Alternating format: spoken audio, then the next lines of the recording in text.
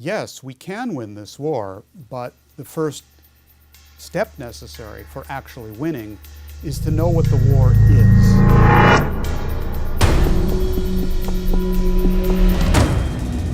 Imagine a private club where presidents, prime ministers, international bankers and generals rub shoulders, and where the people running the wars, the markets and governments say what they never say in public.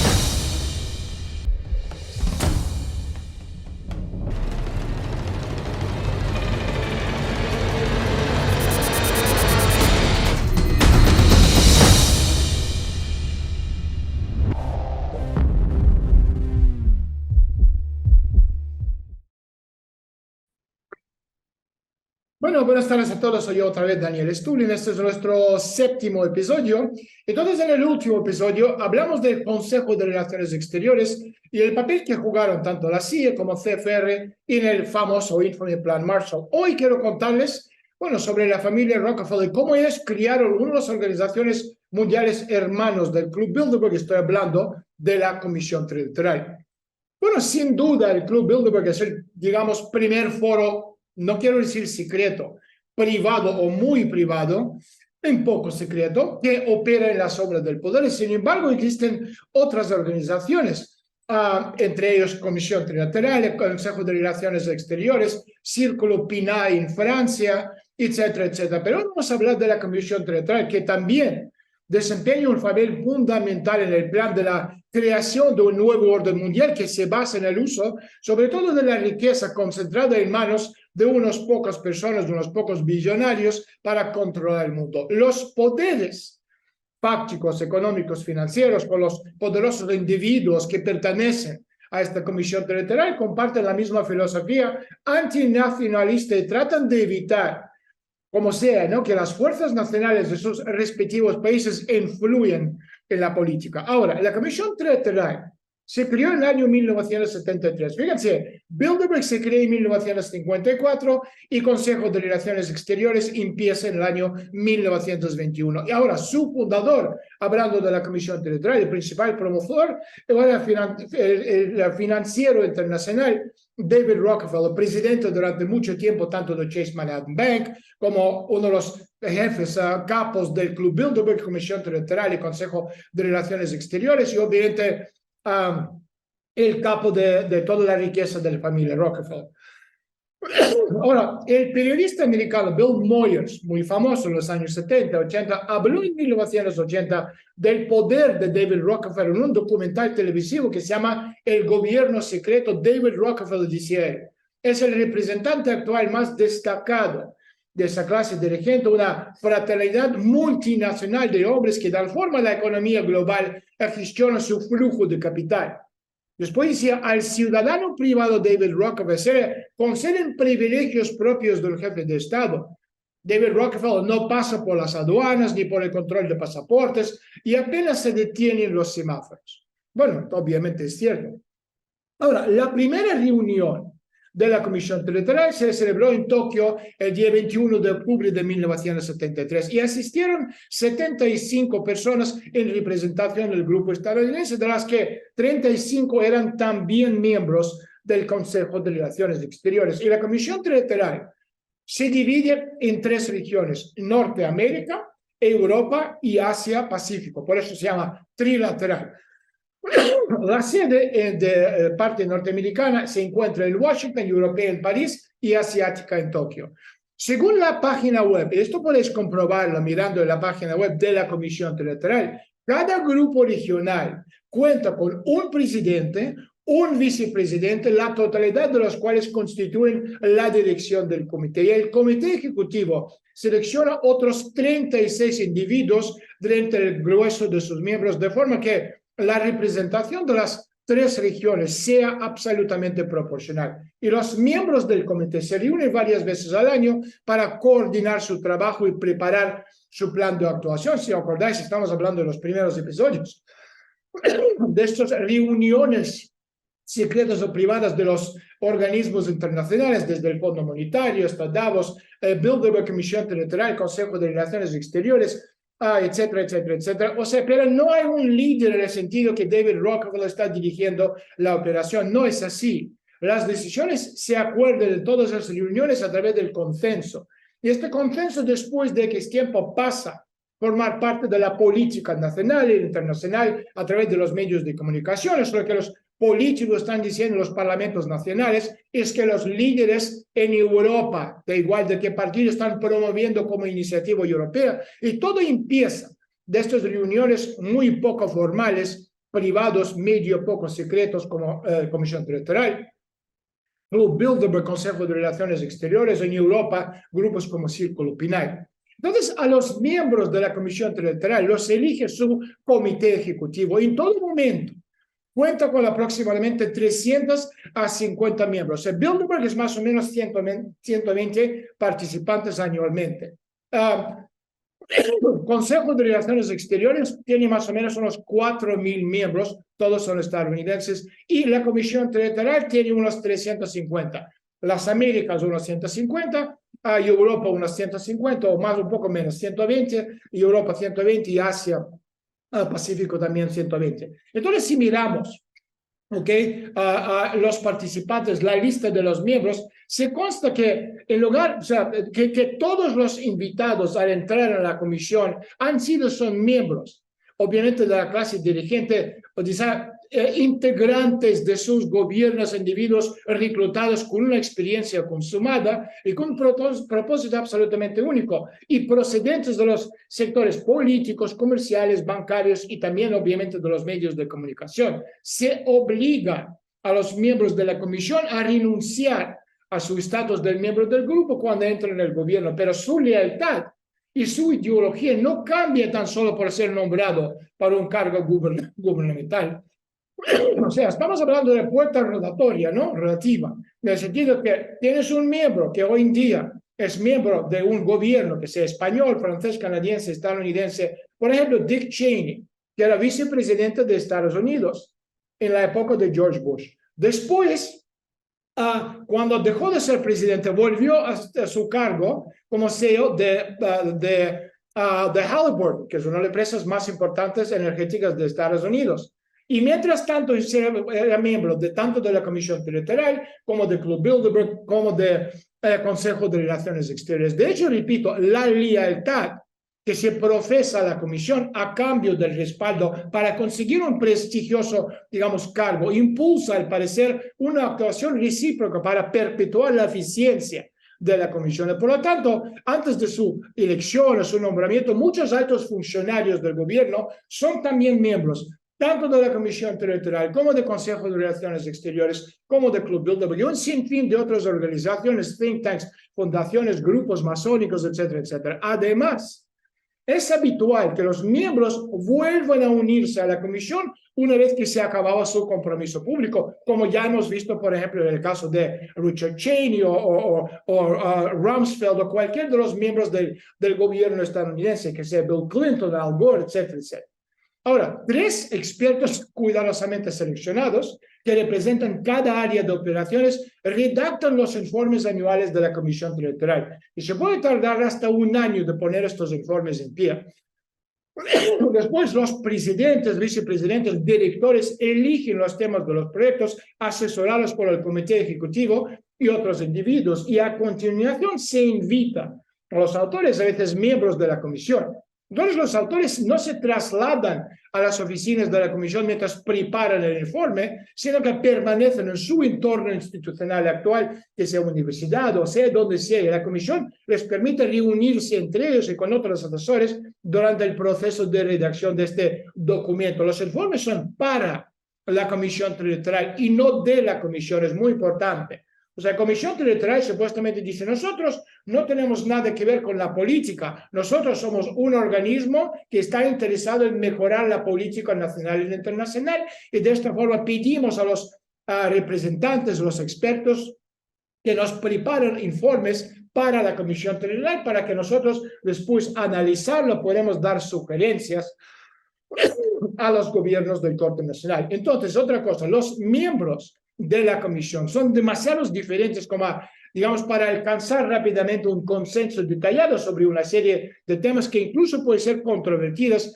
En unas pocas o no tan pocas ocasiones se han añadido, de hecho, al informe un resumen del debate que ha tenido lugar en la reunión anual, precisamente porque había unas desavenencias muy importantes entre varios miembros del Consejo. Repito, todos estos grupos de poder llegan a un acuerdo a través del consenso.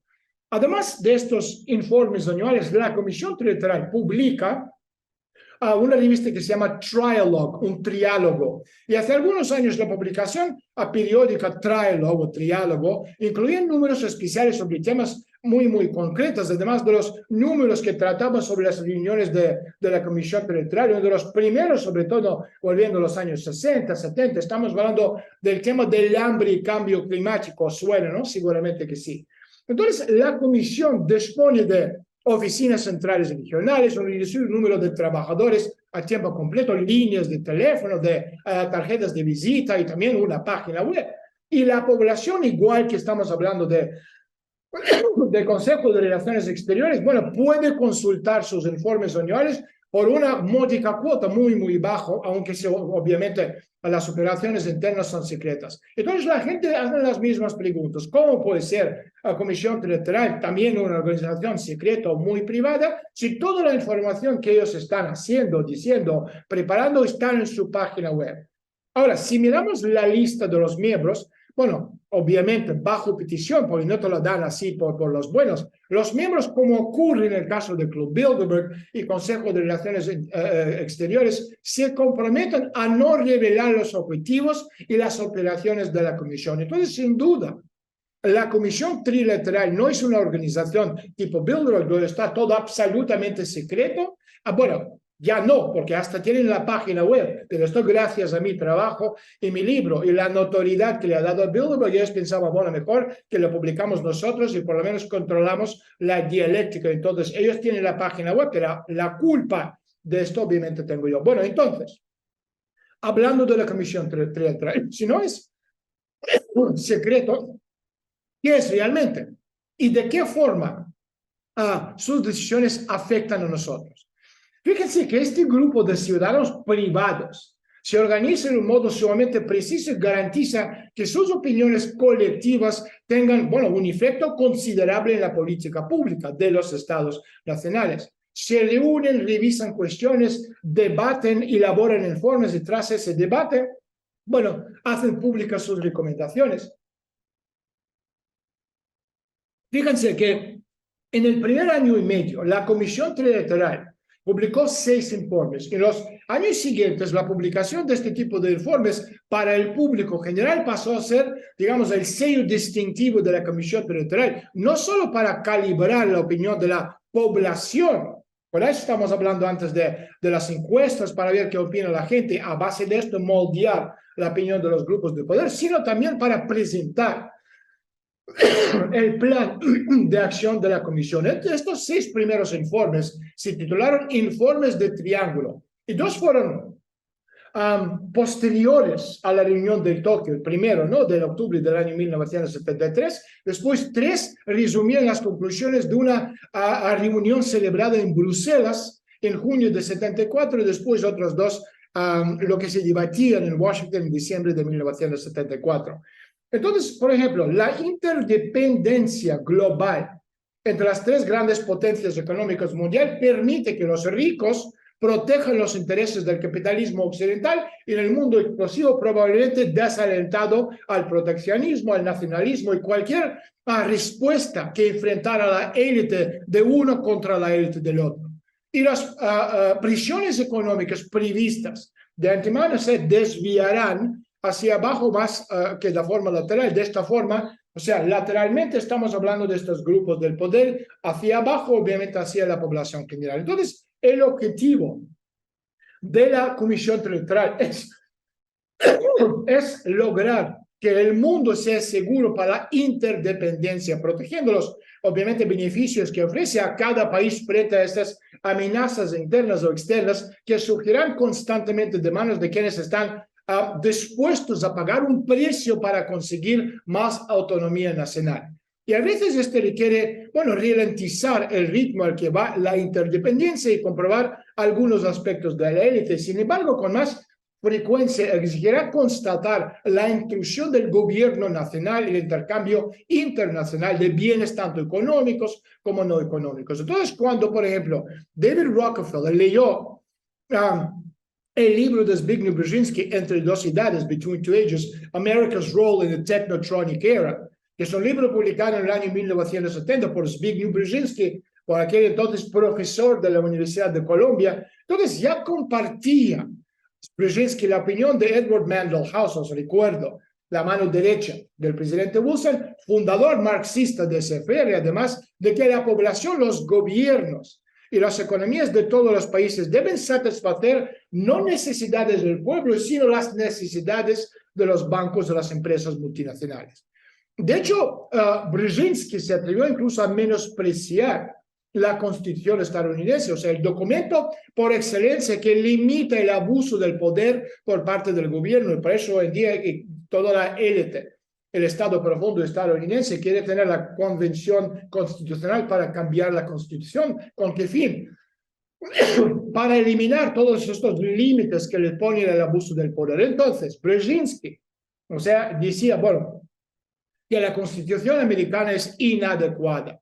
Y Brzezinski afirmaba en su lugar que en el antiguo marco de la política internacional, con sus esferas de influencia, la ficción de la soberanía, sin duda ya no es compatible con la realidad. Y él proponía que el cercano bicentenario de la Declaración de la Independencia, se puede recordar, estamos hablando del siglo XX, podría justificar que se convocara a la Convención Constitucional Nacional para reexaminar, según él, el marco institucional formal nacional, y podría ser una fecha adecuada para culminar este diálogo nacional sobre la relevancia de las disposiciones y acuerdos existentes.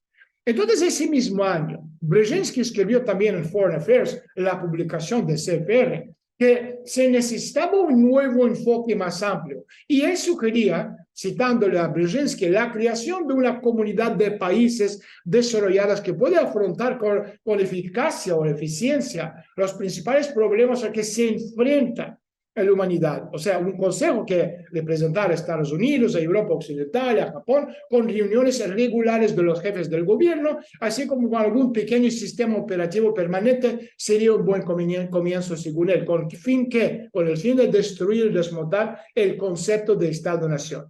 Entonces, estas declaraciones de Zbigniew Brzezinski deberían ser, digamos, la llamada a las armas que puso a David Rockefeller en marcha, ya que en la primavera de 1972 introdujo por primera vez la idea de crear una comisión trilateral en la reunión anual del Club Bilderberg en Knokke, Bélgica. Y según George Frankel, que es ex coordinador de la Comisión Trilateral, el club respondió con gran entusiasmo a la propuesta de David Rockefeller en una alianza internacional que creara estrategias y políticas con el fin de consolidar los 4 pilares del poder. Estamos hablando del pilar político, monetario, intelectual y religioso, bajo la dirección de un gobierno mundial central.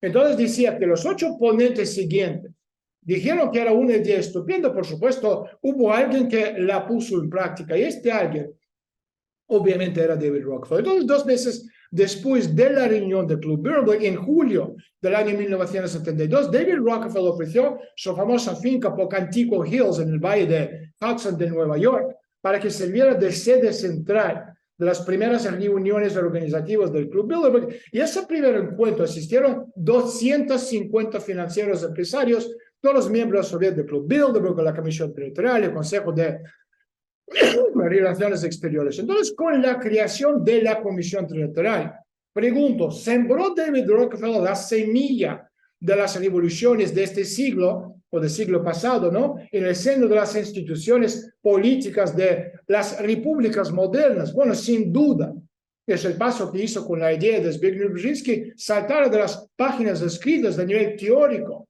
a nivel práctico en realidad, que es un movimiento para crear una comunidad mayor por parte de los países en desarrollo a través de, digamos, diferentes vínculos indirectos de las limitaciones que se están desarrollando ya en la soberanía nacional. O sea, esa gente absolutamente convencidos que los estados-nación, el concepto debería ser sustituido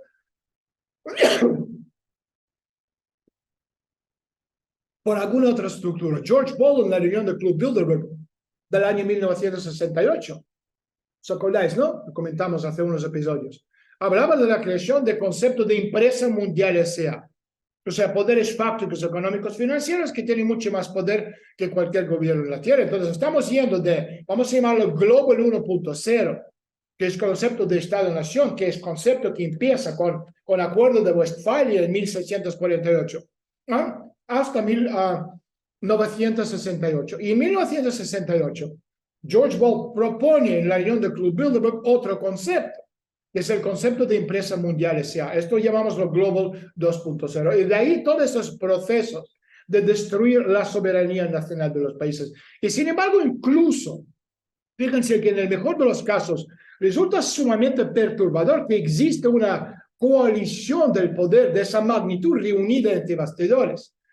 Incluso, fíjense, el número del 16 de enero de 1977 del medio de comunicación Washington Post, propiedad de esta clase dirigente, advirtió, bueno, rasgos inquietantes en la Comisión Trilateral. Decía Washington Post que los trilateralistas no son individuos de tres caras, son miembros de una organización internacional privada, aunque no secreta, reunida por el rico banquero David Rockefeller con el fin de estimular el diálogo de las clases dirigentes de Europa Occidental, de Japón y de Estados Unidos. Pero hay algo inquietante, decía Washington Post en la Comisión Trilateral. El presidente electo en esa época, Jimmy Carter, es uno de los miembros, al igual que el vicepresidente electo, Walter Mondale.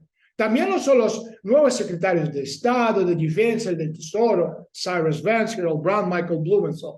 También lo es Zbigniew Brzezinski, exdirector de la Comisión Trilateral y asesor de Jimmy Carter en Seguridad Nacional. También no son otros muchos responsables de la política exterior de Estados Unidos en los próximos 4 años.